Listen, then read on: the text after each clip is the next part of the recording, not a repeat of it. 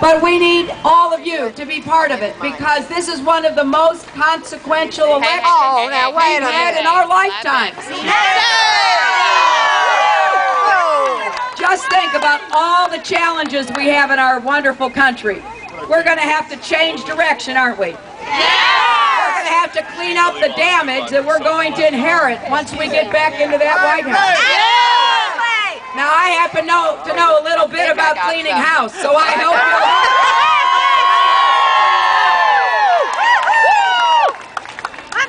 I pledge to you I will work my heart out for you. And I invite you to go to my website, HillaryClinton.com, to read specifically about the solutions that I'm offering for America. I know how to turn this economy around and started creating good jobs again. I'll go after that tax code and take out every single benefit that goes to any business that moves a job out of North Carolina to a foreign country.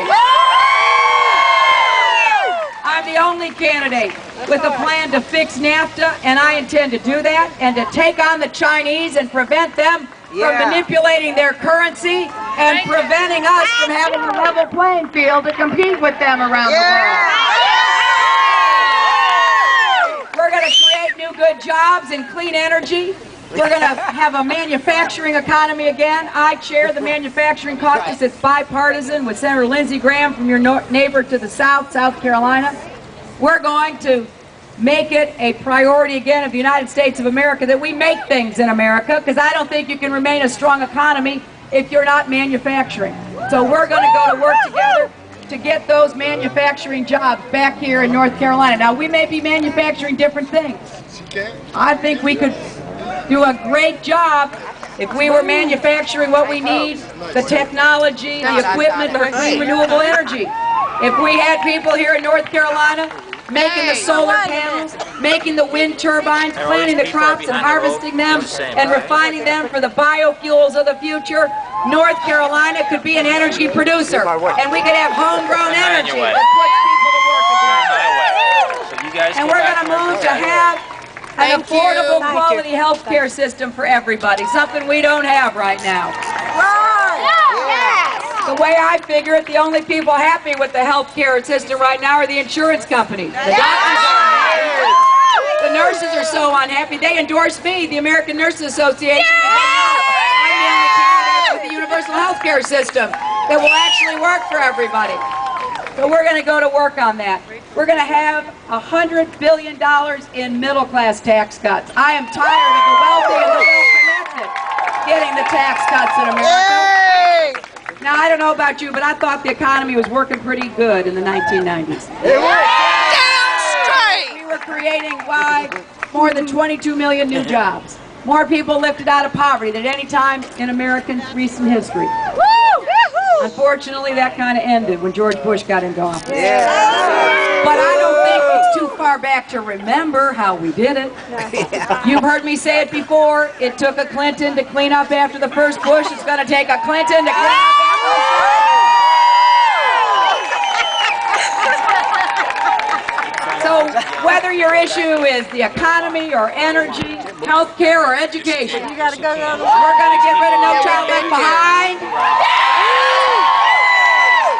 We're going to make college affordable again. Education's going to be the passport to opportunity in America. Because I think that our young people can compete with anybody anywhere, but they have to be prepared. And you know, families have to do our part. A family is a child's first school, isn't that right? Yes. Parents are a child's first teachers. So are grandparents and aunts and uncles. We all have to be much more seriously focused on what we're going to do to prepare our children. I meet thousands of kids across America. And I look into their eyes and I see the promise. I see the God-given potential. But it is up to us, their families, and the rest of us to make sure that potential is realized. I wrote a book called It Takes a Village to Raise a Child. And I believe that. Because it's not only what we do for our own children, it's what we do to make sure every child has the opportunities that should be part of the American birthright. And I also want the world that our children are going into to be safe and stable. That means we need to restore American leadership and our moral authority in the world. And I will begin to do that by ending the war in Iraq and bringing our troops home. I heard you say it, Hillary. You better I was honored to be endorsed by a native North Carolinian, General Hugh Shelton, the only Green Beret ever to become chairman of the Joint Chiefs of our country. And he endorsed me last week. There's only been one presidential candidate ever endorsed by a chairman of the Joint Chiefs. I've been endorsed by 2 former chairmen. And the reason General Shelton said he was endorsing me is because he trusted me to be the commander-in-chief to end the war in Iraq with honor, to bring our troops home, to begin to focus on the threats that we face elsewhere in the world. I want to end the war in Iraq and win the war in Afghanistan. And I believe that we can do this because we have the greatest military in the history of the world. They need a commander-in-chief who respects them, takes care of them, and understands that force should be used as a last resort, not a first resort, to handle the problems that we face around our world. Now, there's a lot to be done. It's the toughest job that anybody can possibly have. It's always been the toughest job. It's going to be especially hard after Bush and Cheney leave. Now, you know, the world's going to breathe a big sigh of relief when that moving van pulls out from the back of the White House. But that's when the hard work is going to start. And I hope you'll help load it. I need some loaders, some movers, and some cleaners. But I'm running because I know we can do better. And I have a unique set of experiences on both ends of Pennsylvania Avenue. I understand what the president has to do to cooperate and get the Congress to come along. And I understand what the Congress needs in terms of presidential leadership to make the tough decisions. I can't do any of this without your help. I'm here in Concord because I need you next Tuesday. We got you! Go early vote between now and the close of early voting on May the 3rd. And here's what I promise you. I can't promise you that I've got any kind of magic wand, because I don't. I can't promise you that everything is going to be perfect if you just elect me president. That everybody's just going to agree that we're going to have peace and harmony throughout the world. Right? I can't promise you that. That's contrary to human nature. But what I can promise you is that I will get up every single day in that White House and work my heart out for you. Instead of going to the ranch. You will never have to doubt whose side your president is on, because I'm going to be on your side. I'm going to work to make sure small towns have a president who appreciates them. I'm going to make sure that small businesses have a president who knows that it's small business that's the backbone of the economy in America. I'm going to make sure that you have a president who worries as much about your family as you do, but then rolls up her sleeves and gets to work and makes the positive differences in solving our problems that we desperately need to see. I've been very specific in this campaign because I want you to know what I'm going to try to do. I don't want you to make a leap of faith. I don't want to give you a big old speech and then have you say, well, that was a wonderful speech, and walk away and wonder what it is I'm going to do.